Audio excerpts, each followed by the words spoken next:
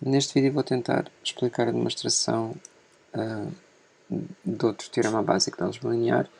Portanto, nós antes vimos que qualquer espaço vetorial infinitamente gerado tinha uma base, e agora a segunda parte desse teorema é que todas as bases têm exatamente o mesmo número de elementos. Bem, para já são conjuntos finitos de vetores e têm mesmo o mesmo número de elementos tem o mesmo número de vetores, cada base no espaço vetorial, número esse que se chama a dimensão de V, em que se escreve dim de V.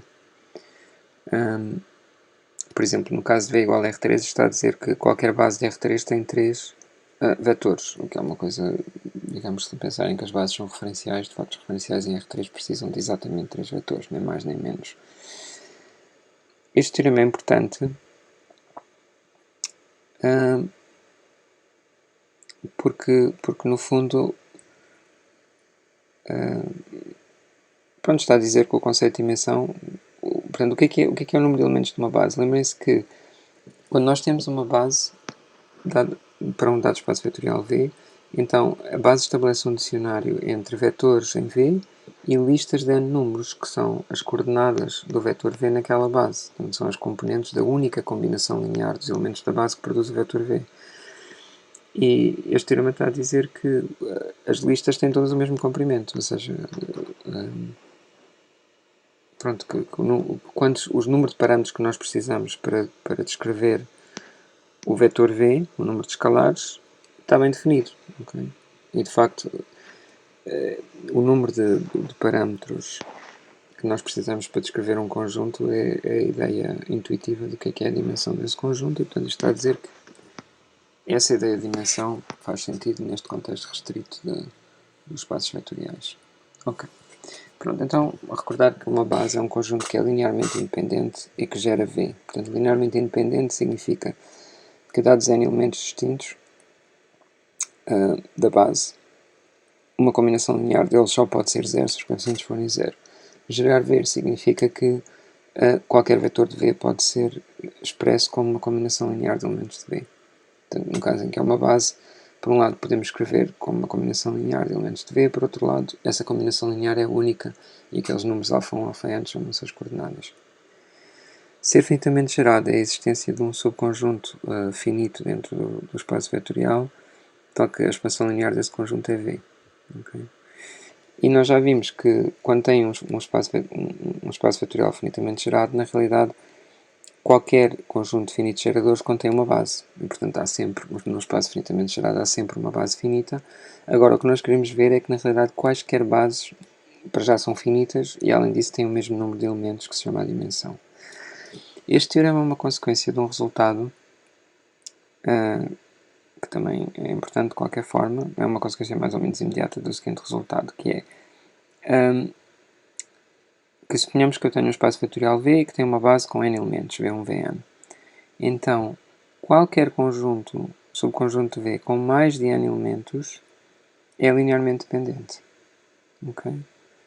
Portanto, se temos uma base para V com n elementos, os conjuntos com mais de n elementos são linearmente dependentes, ou, o que é logicamente equivalente, é o contrarrecíproco, não é? Se tivermos um conjunto linearmente independente, então o número de elementos desse conjunto tem que ser menor ou igual que o número de elementos da base. Não é? Portanto, antes de ver esta afirmação, de ver porque é que esta afirmação é verdade, vamos ver porque é que, se assumirmos isto, que a base majora o número de vetores que pode ser linearmente independente, porque é que isso implica o teorema.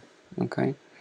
Portanto, vamos ver a demonstração do teorema assumindo que este resultado, esta proposição é válida.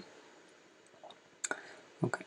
Então, como o espaço é finitamente gerado, por hipótese, nós podemos pegar num conjunto de vetores S em V que o gera. E também já vimos que o S contém uma base, não é? Na realidade, mais do que um espaço vetorial ter uma base, é qualquer conjunto de geradores do espaço vetorial, qualquer conjunto finito de geradores contém uma base. Portanto, este S contém uma dada base B, e claro que a base é finita porque está contida num conjunto finito. Ok. Então, suponhamos que tenho outra base qualquer diferente, B'. Uma base em particular é um conjunto linearmente independente.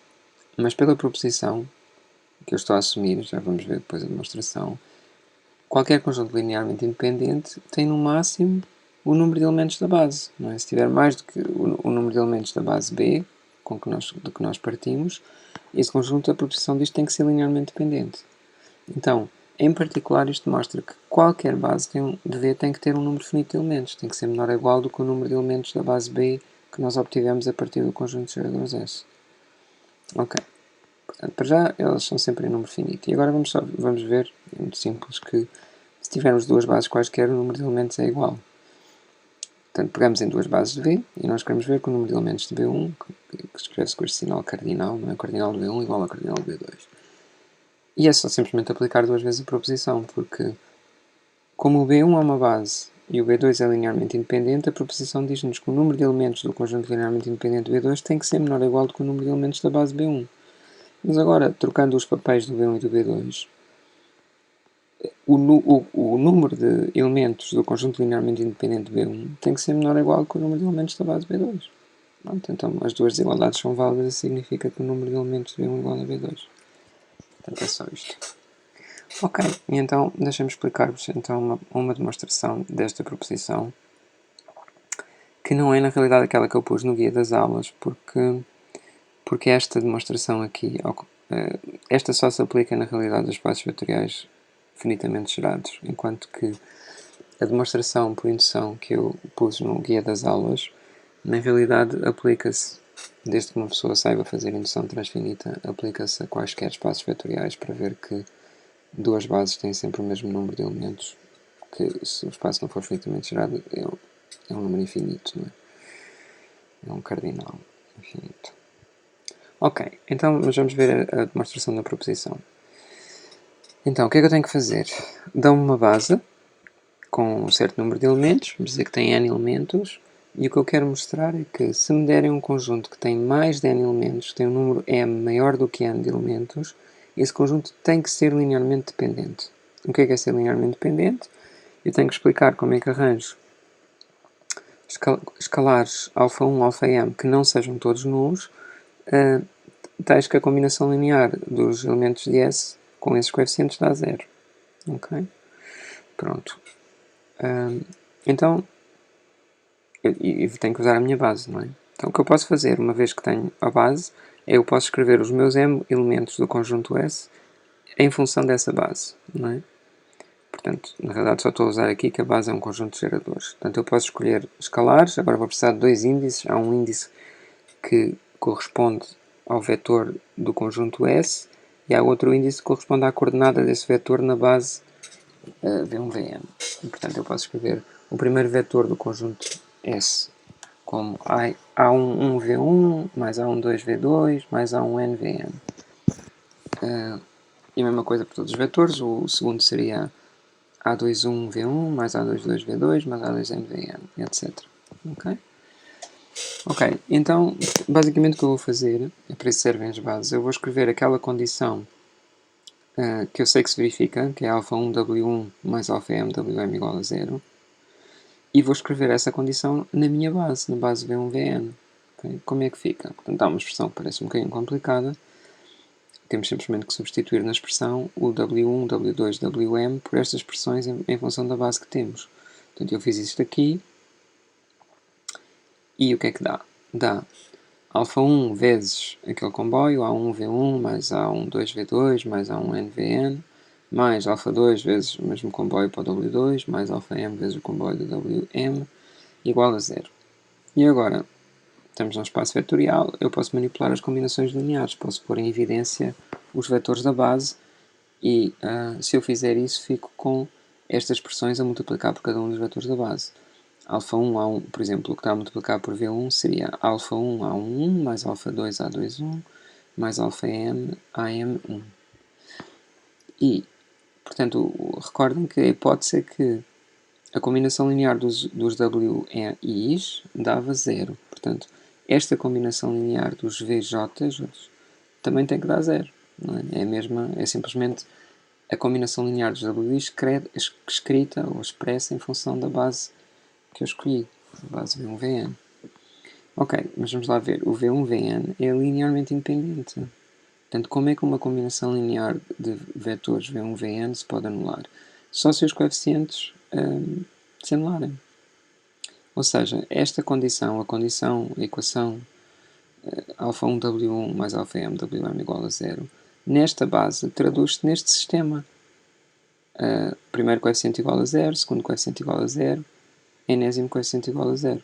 Mas isto o que é? Isto é um sistema homogéneo, é um sistema linear homogéneo de equações.